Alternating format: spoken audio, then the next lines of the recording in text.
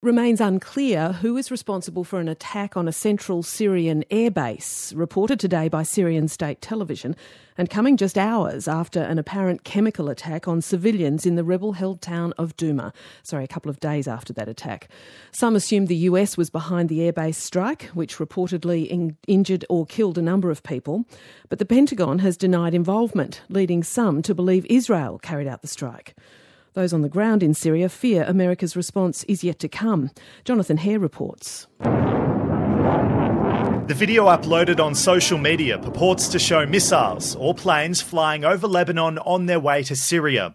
Shortly afterwards, Syrian state TV began reporting an attack on a major airbase known as T4, located east of the city of Homs. Makki is a British-born Syrian freelance journalist who's on the ground in the country's capital, Damascus. So what we know from the actual location is that a total of 20 missiles have been fired at this particular area and this particular airbase. 8 of them were intercepted by Syrian air defences, and the destruction within the actual airbase itself is limited. The maintenance area of the base is damaged. A number of different drones and surveillance equipment which the Syrians and the Iranians have been using. The attack came hours after chemical weapons were allegedly used on civilians in the rebel-held city of Douma, northeast of Damascus.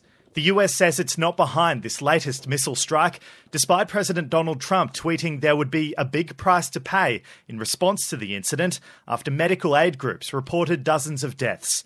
Makki says fingers are now being pointed at Israel for the airbase strike, possibly seeking revenge over the downing of a fighter jet in February. The recent Israeli jet, which was downed, the F-16, downed by the Syrian air defences, was actually provoked into action by an Iranian-backed drone, which came from this same airbase. Makki says the mood on the ground in Syria remains tense, as all eyes remain on the sky. There has been, over the previous 12 hours, a state of high alert within Syria, due to the fact that there's been outrage since the alleged chemical weapons attack, and there is a huge expectancy that the US would target Syria today.